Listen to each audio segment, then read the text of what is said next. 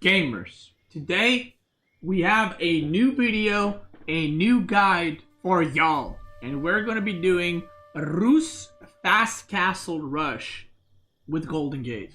This is a build you might have seen before. There's definitely been a lot of variations of it, but this is the one that I like the most, so I'm going to show it to you guys. And Rus Fast Castle is technically not new because we used to do this at the start of the game, but it's gone for a while, and recently in the past like month, 2 or so, it's been back. So I'm going to show you again a game against AI where you can see the build order clearly, and then after that I'm going to show you 2 games where I played Fast Castle Rus against HRE and against Ayyubids. So let's get into it. So the first thing you're going to do, build a villager, send your scout, send 5 villagers on wood. Okay, this is very important. Send 5 villagers on wood. And you're going to be building a hunting cabin and a house. Now, this is the important part. Hunting cabin, you see this circle. Each hunting cabin can only take 1 tree of the same tree, right? So if I make a hunting cabin here, these trees that are already taken by this one will not count in for the passive gold. So I need you to have that in mind. So when we make the hunting cabin, the first one or the second doesn't matter, but one you want to make somewhat close to your TC so it's protected, and one you want to make further out. So as you see this line right here, the second hunting cabin should realistically be here so that it gets these trees and then I get maximum gold, okay? But because if you make it too close, like here, a lot of the trees will be overlapping and you actually will not receive as good income as you can from the passive gold. Now, when these 5 guys drop off the wood, you're only going to have them drop it off once, okay? Just once. You only need 50 wood because we're going to be going for a second hunting cabin, okay? Second villager is going out. That's the villager from TC. And we're going to make a hunting cabin right there. So again, if you see, look at that overlap. Look at this overlap, right? So they're not touching. We'll get a good amount of gold from both of those. Passive gold, which is pretty nice. And then you just rally onto the food. And we're going to build not 1, not 2, but 3. 3 fucking scouts? That's right. That's right. Well, 3 scouts total. We're not going to build 3. We're going to have 3 in total. And obviously with these scouts, what you want to do is go around, get the sheep. And yeah, you should have more sheep than your opponent in most of your games because you have 3 scouts. Now we're going to rally onto the food. And then we're going to slowly age up. And because you get gold from hunting animals, you will not need to mine any gold. And you're going to have passive gold income from the hunting cabins. So it's a pretty nice little boost. Now I'm going to speed this up. We're getting all that gold. Look at that juicy gold. We got some idle. That's fine. And we're going to be aging up with Golden Gate. And we're going to put 4 on the age up. You can also put 3, but I like 4 personally. Now what we're going to do is we're going to leave 4 on food as we're aging up. And we're going to put 8 on wood. And I'll explain in a moment why. But you want 8 on wood. What you want to do is just let these guys chop the tree that you already chopped. Because you only need 50 wood for lumber camp and another 50 for the house. So these guys, you can just kind of click them on this tree and shift click them to the tree line. Now, once we do that, whoop, now this is where the build can differ. I would strongly advise you to try this version of the build and try practice this version of the build that I'm doing here because it is a lot better and it's a lot faster castle. Okay, so I'm going to explain what the other version is that people used to do, but at the top level it's kind of going out of favor. So the thing that we used to do is go pro scouts. So what you would do is take 3, 4, 5 villager on gold, make a mining camp, and then you would mine gold so you can get enough for pro scouts. What is the problem with this? Well, while the pro scouts is good and you get a lot of food back home, if the opponent is going aggressive, you will have a hard time getting the deer back to your base, but also you're delaying your castle by like 300 plus resources, if not even more, because you gotta build a mining camp, villager walking time. Pro scouts is very expensive, so you're delaying your fast castle by like 500 resources, which is a lot. Now, if you don't get enough sheep, you might run into a problem of you running out of food. So if I went fast castle with like 8 sheep, I'm going to run out of food. But this is what I suggest you to try and see how it goes for you. It is not very hard. It looks scary, but you have nothing to do at this point. So all you're doing right now is you're making villagers. You got the sheep back, you're aging up, and you're going to put 8 on wood, and then you just rally onto the food. On every map in AOE4, this first deer pack is going to be pretty close to your base, okay? So what you should try doing is pushing the deer. Now, this is something that top level players do, but even if you push it, you don't have to push it under TC. Even if you push it like here a little bit, it's going to help you, okay? So, tip for pushing the deer. You have 3 scouts, which makes this infinitely easier. Pushing deer with 1 scout is really hard. Pushing with 3 is a lot easier. Every time you move a scout, put stand ground, okay? So this is what you do. This scout is on stand ground, so it pushes this deer when this deer wants to move. This scout, I'm going to move it here and stand ground. This scout is going to move this deer and then stand ground behind it. So this is how it looks. Look, stand ground. I push. I'm waiting for it. Push it. I'm going to move it again. Stand ground. Stand ground. And you just keep pushing them like that, okay? The only thing you're going to be doing for the next while is just making villagers. There's nothing else for you to do. This is why I think this is, even if you're lower league, you can try doing this. If you cannot, you can also go the pro scout route if you would like to.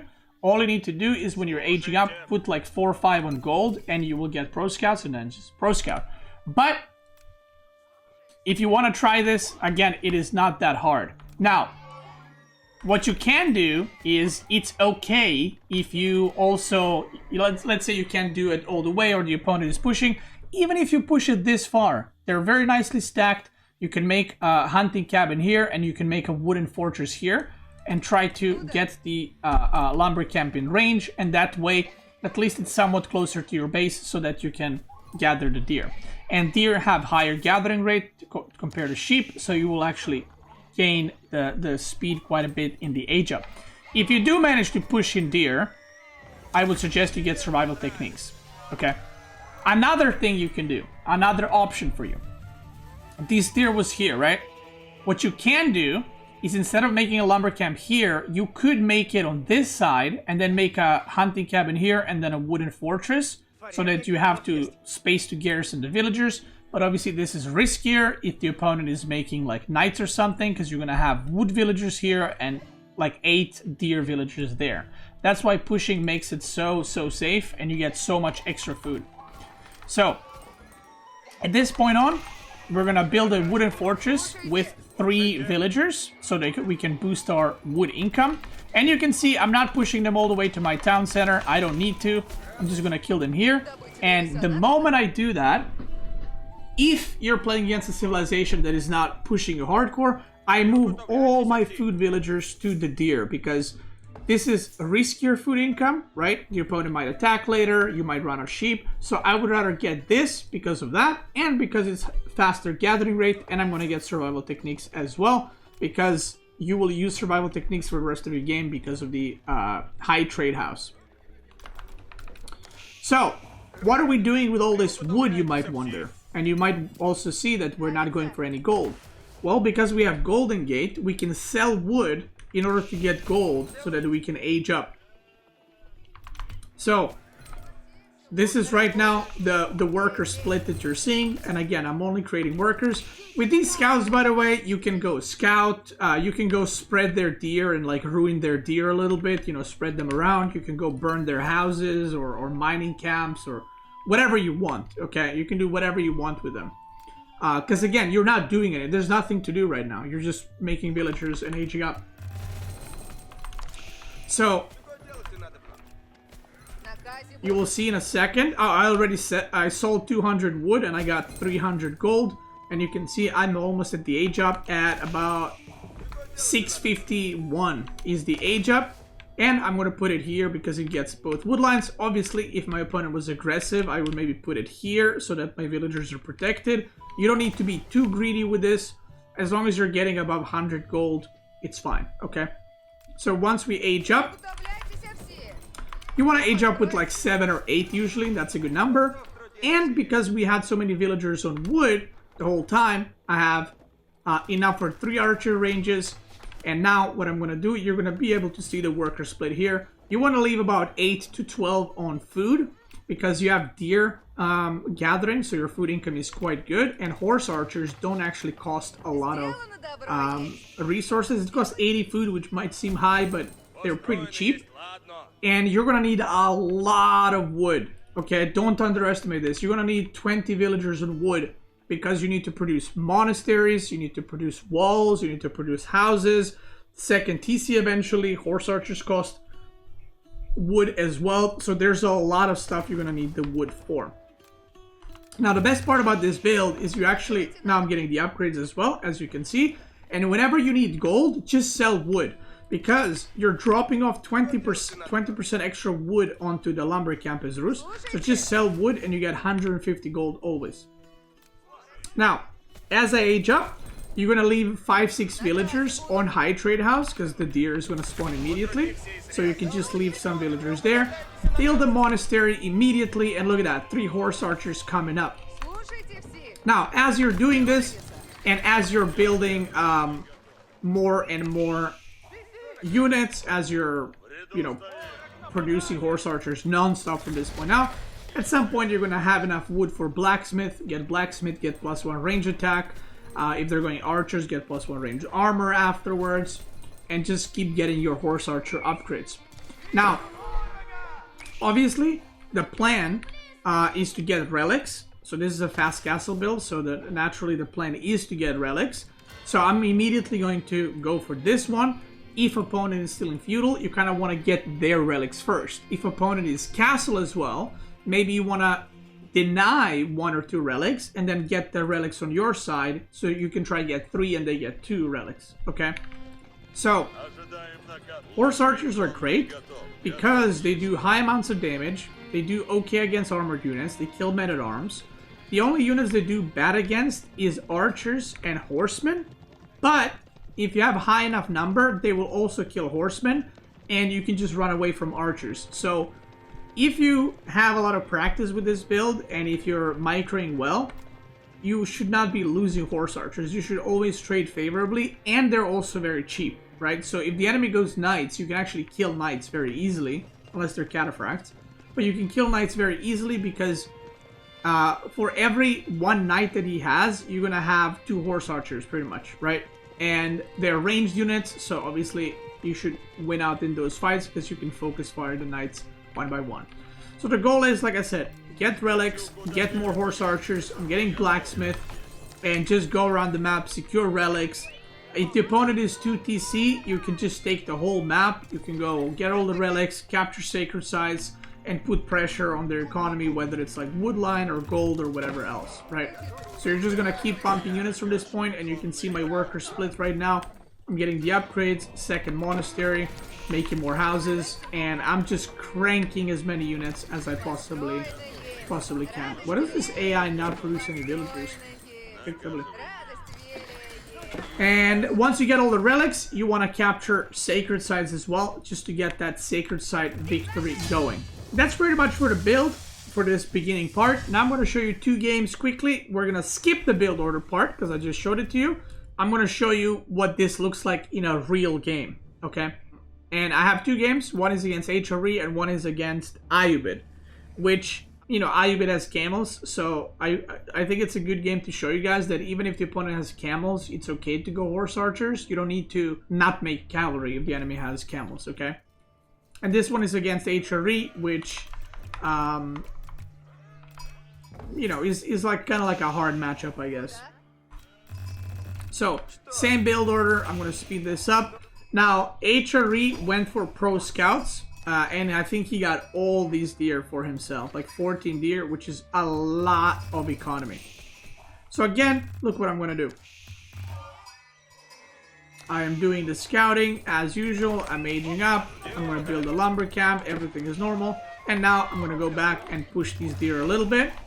And sometimes your opponent will see that you're doing that. Like right here. So the funny part is I didn't realize, but these were my second deer.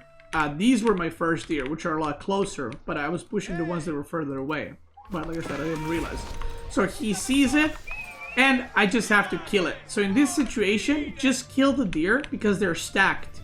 Like, if he runs through, he's gonna spread them all out. So just kill them right now and don't let him spread the deer out. And I think this is a very good example of what I was talking about earlier. Whether you can't push the deer all the way or the opponent prevents you, there's ways you can play around it. And this is how I'm gonna play around it. Look at this. Sending 13 villagers. I got the survival techniques. And I'm just gonna make a hunting cabin. Now, I thought he's just going fast castle, but then I saw pro scouts and I saw spearmen. So I wasn't going to make a wooden fortress because, you know, I thought he's going castle. But now I see, oh, he's making units and he's pro scouting. So let me make a tower just to be safe. So my age up is technically a bit delayed, but it's okay because so is his. Because he's making units, right? So it works out fine. And we're still gonna go here with a lot of workers so we can get all the deer carcass there. Behind, we're just doing the normal thing. We're gonna sell the wood very soon so that we can age up. There it is. And we start aging up as well. So again, same thing. Nothing weird's happening. I'm even pushing the second deer pack. You don't need to do this. I would say the first one is important, the second one is whatever. He comes in and yoinks my deer. But I did an interesting thing, which I don't know how much pro scouting you're gonna meet. But what I did is actually pre-split my villagers on all the deer. So I had 3 here, 3 here, 3 here, 3 here. Because I was like, if he yoinks the deer, at least all of them are going to be like 100, 150 food left. Instead of him grabbing like a few healthy deer. Because, you know, maybe I thought I can kill some scouts. I don't know. I'm making archer ranges. So again, same thing. I'm going to make a monastery. And I'm going to start getting relics. As usual. Now he is going cathedral and he already took 1 relic, 2 relics already gone, so it ain't too great. This is not the situation you want to be in, but you know, you can't get 5 relics against every civilization. So I grabbed the bottom one. I'm trying to get the top one, but he has so many spearmen already and he has scouts which kind of tank a lot of damage. He yoinks it, which again, very close. I could have taken that and just ran upwards or something, but it is what it is. And I'm just producing horse archers. I got 5 archer ranges going right now because I am seeing, oh, my opponent is massing units, so I should mass units as well. Because we're going to be fighting, so I cannot go second TC or something because I have not stabilized yet, if that makes sense. So he gets 3 relics. And in the end, I get 1, 2, so it's alright. 23 on wood. I got blacksmith upgrades going. I got 2 monasteries, which I didn't need. So now what I'm doing is, because we're both in castle and he has 3 relics, I am not going to kill him, right? I know he has a lot of units. So what I decide to do, and this is how you make TC with this build, you just buy stone. Look at that. I just bought stone 4 times. Because I think I got sprinkled upgrade here too.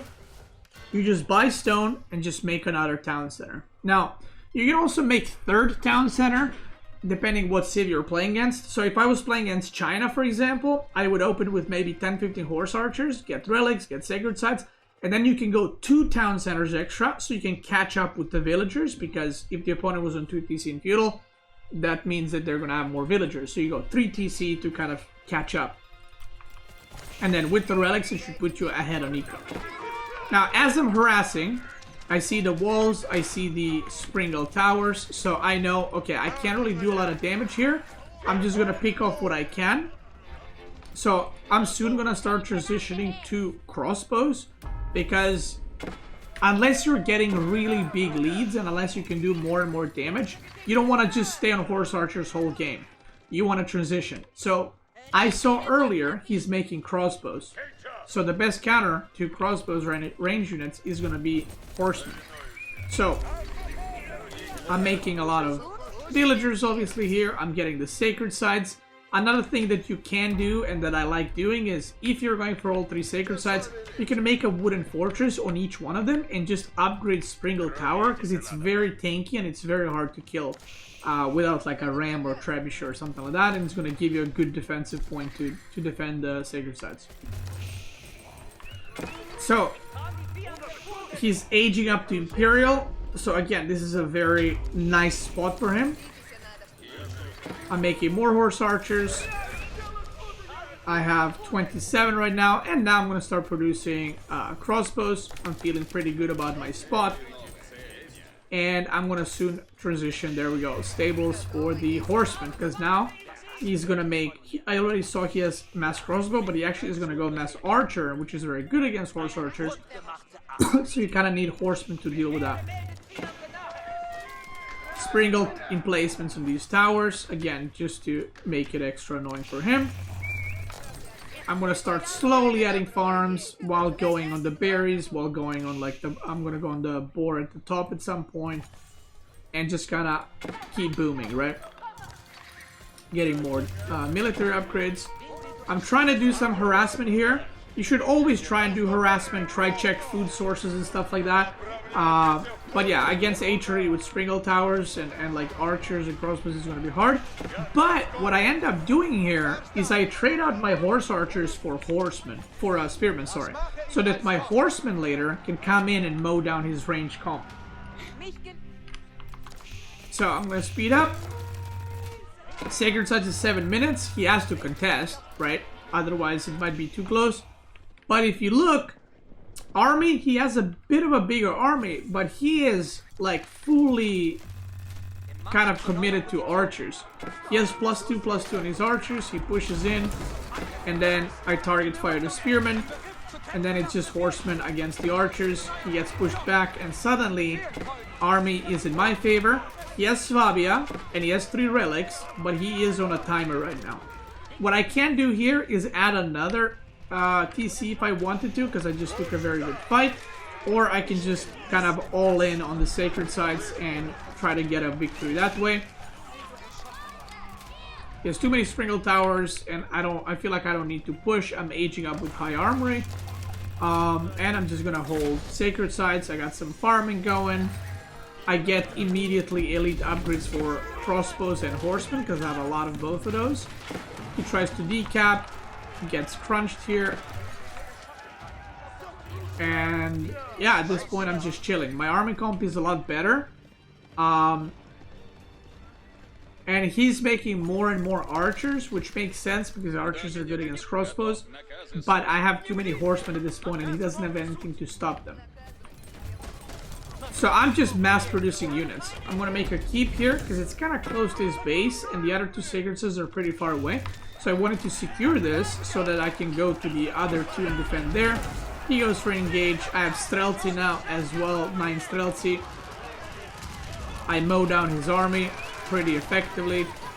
And if you look, he had 3 relics whole game. Okay, I had 2 relics. He's ahead on villagers whole game. And when this game ended, I was actually ahead on economy. I was actually ahead on economy compared to him. I had more food gathered and gold and wood, I'm pretty sure. And that's because Rus food gathering is really good and I'm getting a lot of passive gold as well. So even though he had 3 relics, I had 2. He has cathedral relics, but I also have basically 2 relics worth of income in my high trade house and like another half a relic income in hunting cabin. When is it bad idea to use this build? So that's the thing about this build. I don't think this build is particularly risky to do. I haven't found this build to be like, ooh, you're playing against this civ? Yeah, you can't do it, right? Because it's a fast castle build, and any civ that does a fast castle build is gonna do fine against pretty much everything as long as you're not taking damage and you don't run out of food and you have access to, you know, gold or wood. And with this build, it's very easy to secure the wood and the food, so you shouldn't have a problem. Even versus English longbow, well, where is he gonna push? Like, you have nowhere to push as English. If you're playing against like a super all-in, and opponent has like mass spearman archer or something, then you don't need to go horse archers. You can just go men-at-arms, or if they have mass longbow, you can go knights, right? And then later on, you can either switch to horse archers, or you can just go into crossbow. The main idea with the build is the fast castle, but yeah, if you're getting super all in, you can just go men-at-arms or knights to kind of save yourself, and you can still sell wood for gold, so it still works out. Let me show you this game. This was on Hill and Dale.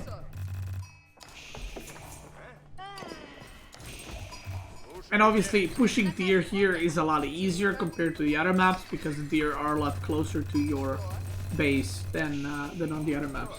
Hey GG Dog. We got GG Dog right here. Hey GG Dog. I'm gonna push in the deer again. I'm struggling a little bit, and now I can push it all the way to my town center because, you know, it's not that big of a distance. And the moment I push in the deer, look at this. Hunt survival techniques. I start killing the deer, and once I kill all the deer, I'm just gonna immediately go on the deer, because again, it's higher gathering rate, so you get pretty good value. I'm making a tower on this side just so I can protect this. If he starts torching it or something, I can garrison scouts or something, I don't know. And again, we're just doing the fast age up. I lose a scout because I'm good. And once again, we're about to age up. And I'm gonna age up here. I save a little bit of wood for hunting cabin, because now I can just drop off food at the high trade house. I get good amount of wood. I get some wood here, so pretty good spawn. Now he is playing Ayyubid fast castle with no units, and he went dervish in the feudal age, so he's going to be able to pick up 2 relics immediately, and there's kind of not much you can do about it with this build, because I don't have any units, and even if I made some archers, I can't really prevent them from taking the relics, so it is what it is. Look at this, my scouts are hitting, but it's out healing with the fast healing. So he's gonna age up in a second, and he's just gonna yoink into relics, and like I said, not much I can do, but the horse archers are on the way. And what I'm going to do is I'm going to escort my warrior monk over here to try to take this relic, and then to try to take the other 2 relics as well. So he went up there to try to take that, saw that I'm taking it, decided to go back, and then I'm not sure where his other one was. Oh, he went all the way around so he wouldn't lose it, because I had units in the front, so he went all the way around. But second warrior monk, yoink. And then I'm going to take the bottom one as well. So in the end, he got 2 relics, I got 3.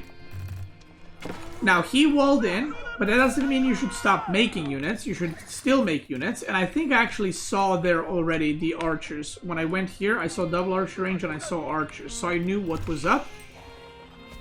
And I'm already making stables. Look at that, 4 stable transition. And I'm already gonna slowly cut down back on horse archers. I'm gonna try to get the sacred sites, but I'm gonna slowly transition out of horse archers, and I'm gonna start making mass horsemen, and I'm gonna add another TC, and I think I actually add another one right after too, because watch what happens. He does some harassment here, but I kill his stuff. He's in the middle because he thinks he's fighting against horse archers, so he's got a mass archer. But I have a lot of units coming, and I end up taking a really good fight. And at the top conqueror level, this is pretty much game over. If you look at the destroyed value, it is like super favored for me. So I just say, you know what? Let me buy some more stone, and I just pick a 3rd TC to get further ahead. I'm getting sacred sites. And now my unit comp is horse archer horseman, with obviously these upgrades already +2/+2. I'm gonna get boyar's fortitude in a second, and when I get that, I can also go into crossbows or whatever else I want, right? So he's trying to decap, and he actually gets this decap, which is pretty bad by me, but it is what it is. And now, because we're playing on Hill and Dale is an interesting map. You can kind of wall in your opponent like this. But at the same time, because we're playing on Hill and Dale, you actually don't need to attack your opponent. You can just wait for them to run out of gold. And he ran out of gold already. So all I gotta do is just sit here and he has to come out. And when he comes out, I'll just kill him with a mass army. I don't need to put keeps. I don't gotta put whatever. I just make mass units. And I'm doing omega walls here. Just to be annoying. He's moving out with his army. Again, he has a pretty big army. But look at how many horsemen I have at the same time.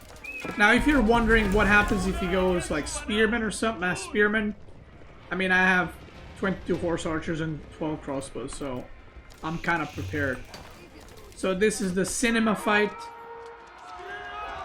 Right here. And if you have the micro for it, you want to try get the horsemen on the archers. And you want to target fire camel lancers with your horse archers and crossbows. So you'll see here, I do the A move and then I select horse archers and I target fire the camels one by one because I don't want my horsemen hitting the camels. I want my horsemen hitting the archers. So by killing the camel lancers, my horsemen do full amount of damage possible without me actually having to micro or do anything. He gets absolutely crunched. And yeah, I just push in and win. And this is off of 3 town center right now, 3 TCs, 3 relics. I'm transitioning to farms, and I've just been massing units the whole time. Even in upgrades, I'm ahead. So overall, pretty clean, pretty good game. And like I said, I think this Rus build is pretty good, pretty solid.